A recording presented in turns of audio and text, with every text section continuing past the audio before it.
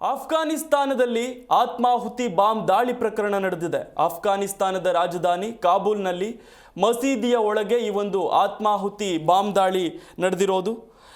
ಸಚಿವ ಖಲೀಲ್ ರಹಮಾನ್ ಹಕ್ಕಾನಿ ಸೇರಿ 7 ಮಂದಿ ಈ ಒಂದು ಘಟನೆಯಲ್ಲಿ ಸಾವನ್ನಪ್ಪಿದ್ದಾರೆ. ತಾಲಿಬಾನ್ ನಿಧಿ ಸಂಗ್ರಹದಲ್ಲಿ ಖಲೀಲ್ ಪ್ರಮುಖರಾಗಿದ್ದರು. ಅಫ್ಘಾನಿಸ್ತಾನದ ರಾಜಧಾನಿ ಕಾಬೂಲ್ನಲ್ಲಿ ನಡೆದಿರ್ತಕ್ಕಂಥ ಘಟನೆ ಇದು. ಮಸೀದಿಯಲ್ಲಿ ಆತ್ಮಾಹುತಿ ಬಾಂಬ್ ದಾಳಿ ಪ್ರಕರಣದಲ್ಲಿ ಅಲ್ಲಿನ ಸಚಿವರಾಗಿರ್ತಕ್ಕಂಥ ಖಲೀಲ್ ರಹಮಾನ್ ಹಕ್ಕಾನಿ ಸೇರಿದ ಹಾಗೆ 7 ಮಂದಿ ಈ ಒಂದು ಘಟನೆಯಲ್ಲಿ ಸಾವನ್ನಪ್ಪಿದ್ದಾರೆ.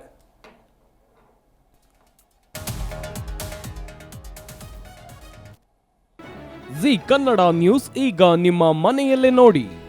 ಎಲ್ಲ ಕೇಬಲ್ಗಳಲ್ಲಿ ಈಗ ಲಭ್ಯ.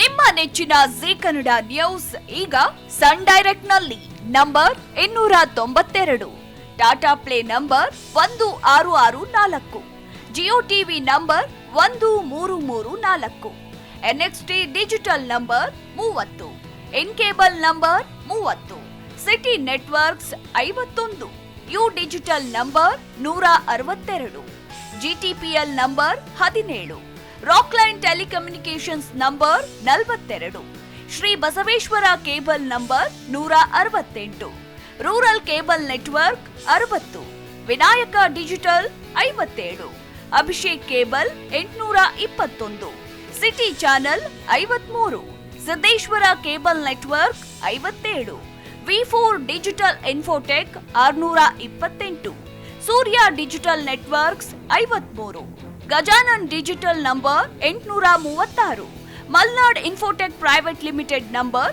56, Metrocast number 830, victory digital number 167ರಲ್ಲಿ ನೋಡಿ ಆನಂದಿಸಿ.